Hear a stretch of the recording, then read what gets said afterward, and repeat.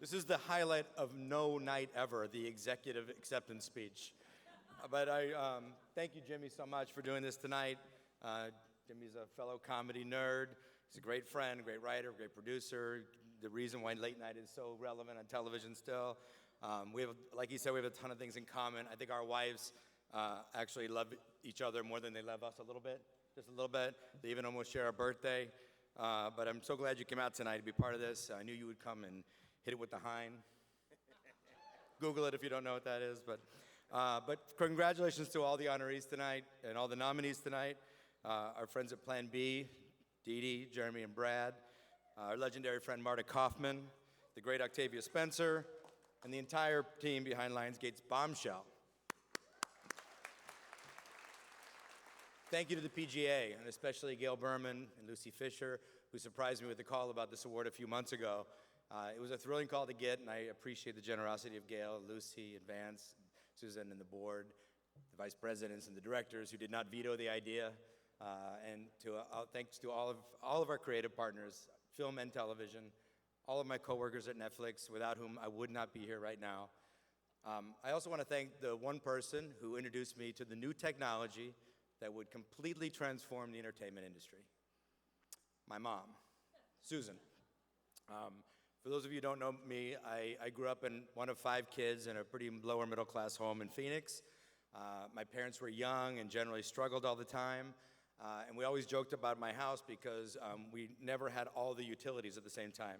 So if the gas was on, the electric was off, and if the electric was off, the phone was getting disconnected.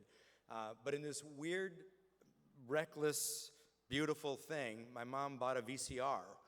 Before I knew anyone who had one, we had a VCR. It was about the size of this podium. I don't know what got into her, but we also always had cable TV. It was great when the electric was working.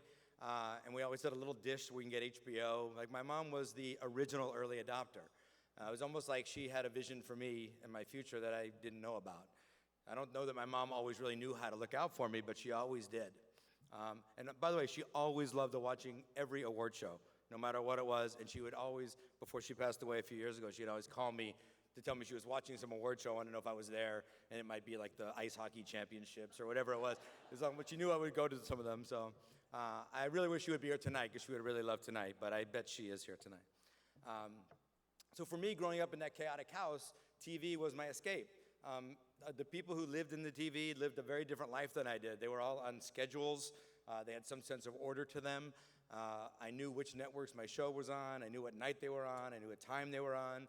I couldn't always count on everything growing up, but I could always count on the fact that Happy Days was on ABC Tuesday nights at 7. That gave me order. And I also learned everything I know about comedy from the best, Jack Benny, Dick Van Dyke, Burns and Allen, Lucille Ball, from watching late night reruns. My first binging was Norman Lear's Mary Hartman in 1976. KPHO, I know you know about KPHO, TV5. They would air Mary Hartman every single day, and then on Sunday nights they would air all 5 episodes at 10:30 at night. And of course, 12-year-old Ted on a school night never missed an episode. In another weird turn of events, the second video store in the state opened up a few blocks from my house. And that's where it began for me. The love of TV and films became the love of the business of TV and films. Even if I was on the furthest edge of show business, from a video store to a video distributor to Netflix, and all the while a fan. So I came to this business as a fan. I operate in this business as a fan. Today I remain a big fan. So in the theater, in front of the TV, on a set, in a pitch meeting, in post, always a fan. And before I move on to the modern era, I just want to tell you 1 second about my movies in my life. If TV was the escape from chaos in my house, movie was escape from everything. And the very first R-rated movie I ever saw in the movie theater was Blazing Saddles. I saw it with my sister Kathy. I never laughed so hard in my life. At 10 years old, I thought we got away with robbing a bank when she snuck me in the theater. By the way, what kind of cruel act is it to deny admission to 10-year-old boys of a movie that has a 1-minute, 20-second farting scene? My love affair with seeing a movie in a theater probably started that night, and I assure you it continues today. Almost 8 years ago, Netflix made the big move into beginning to create our own stories, and at the same time, our own story. The move into original production and the deal for House of Cards was driven by necessity. It is often written about as a big risk that we took with House of Cards, but if you ask me, the real risk taker was David Fincher. House of Cards was about the best package of a show I've ever seen. They could have sold that show anywhere, but they took a chance on us, even though we've never produced or released an original anything. It was the start of something entirely new for us, and as it turned out, something entirely new for the whole business. And the explosion of production that followed has blown the doors open for new voices. It has given a platform for seasoned professionals to practice their craft. We created a place where creative excellence and creative freedom are not in conflict, and that dynamic will protect the future of TV and film. The raw emotional power of a great story, well told. Now, the current state of cinema, as defined by the art form, is alive and well, and the future has never looked brighter. I'm thrilled to have been part of the ride for so many great feature films this year, from masters like Martin Scorsese, Noah Baumbach, Fernando Morales, animated films, documentary films, films in every language from all over the world, short films too.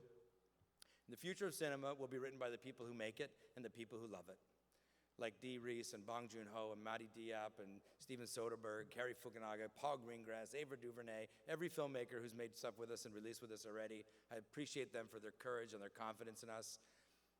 And I think that holds true, I'm sure, for David Fincher and Ron Howard and Spike and all the great directors who are working with us on projects right now. The creative partners, far too many to name in this room, but I am in constant awe of the producers because they pull off magic every day. This journey with Marty and with Robert De Niro and Emma Tillinger-Koskoff and Jane Rosenthal and Irishman and Noah and David Heyman on Marriage Story has been life-changing and life-affirming.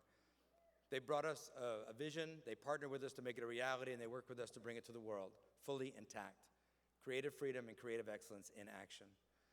The same is true for Peter Morgan and Andy Harries and Susan Mackey and the entire producing team behind The Crown and all of our producing partners. Producers make it so. No matter how big the vision, they know the secret sauce recipe, they know how sausage gets made, and thanks to all the wonderful producers who make their magic at Netflix. I mentioned some of the great directors already, but I thank them again for their bold vision, their tenacity, their partnership. Thanks to Reed Hastings without his trust in me and his partnership with me, none of this would be possible. He's a real visionary and a friend and changed the world in ways that I couldn't have imagined when we met almost over 20 years ago. Thanks to Scott Stuber and Cindy Holland and Bella Bajaria, Lisa Nishimura, and their teams, and all the amazing work they do at Netflix that I too often get the credit for. I've been blessed to have access to the very legends that I admired growing up. As a kid, I heard the phrase created by Norman Lear so many times, I thought it was just a phrase like seize the day. I didn't know there was a real, like a person, but like whether there really was a Norman Lear. Sure enough, there is, and his friendship is and continues to be a blessing in my life. The same was true until the recent passing of Leonard Goldberg. He made the TV that shaped my youth, and I had the good fortune of being his friend. And I've never known anyone more happy for someone else's success than Leonard Goldberg, and I love him and miss him dearly. I would like to thank some of the other legendary folks like Bill Daly and David Geffen and Sherry Lansing and Erwin Winkler, my own father-in-law Clarence Avant, all folks who have been there and done that, and are always there for support or advice or some cheerleading, whatever's needed. And that goes for my friends Dave Broom and Mitch Hurwitz, who are also here tonight, a little younger, but here tonight. My kids, Tony and Sarah, I love you both. I know family and business compromise doesn't always work out perfect, but I think we do okay, and I'm very proud of both of them. And finally, to my wonderful, beautiful wife, Nicole. None of this is possible without her support. She inspires me creatively and spiritually.